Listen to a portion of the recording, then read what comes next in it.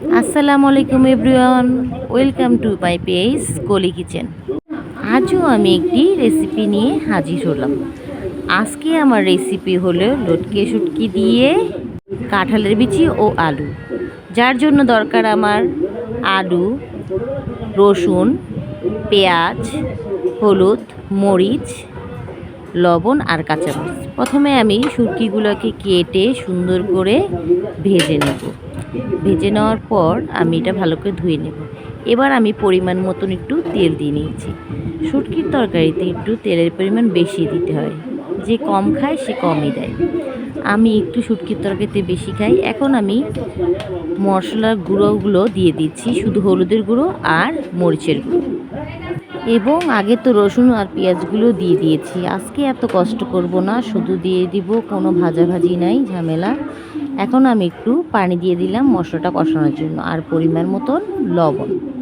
এখন আমি ঢাকনা দিয়ে এটাকে একটু ঢেকে দেবো। কিছুক্ষণ পর দেখেন কি সুন্দর একটা কালার আসছে, তেলও উঠে আসছে, মনে হচ্ছে মশলাটা একটু কষানো হয়ে গেছে।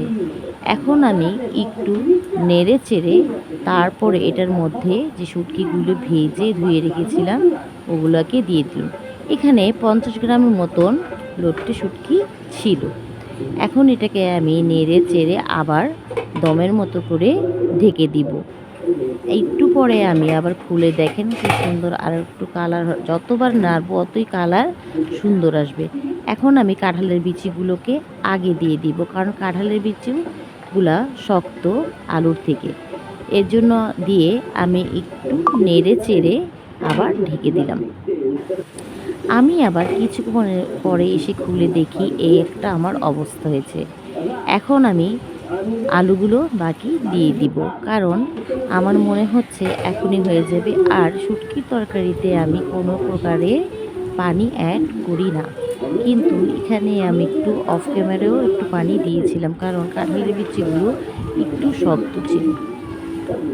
এখন আমার কাঁচামরিচ দিয়ে দিলাম। কাঁচামরিচ দেওয়ার পরে একটু নেড়ে চেড়ে নিলাম। এই হলো আমার তরকারি। এখন আমার বিদায় পালা।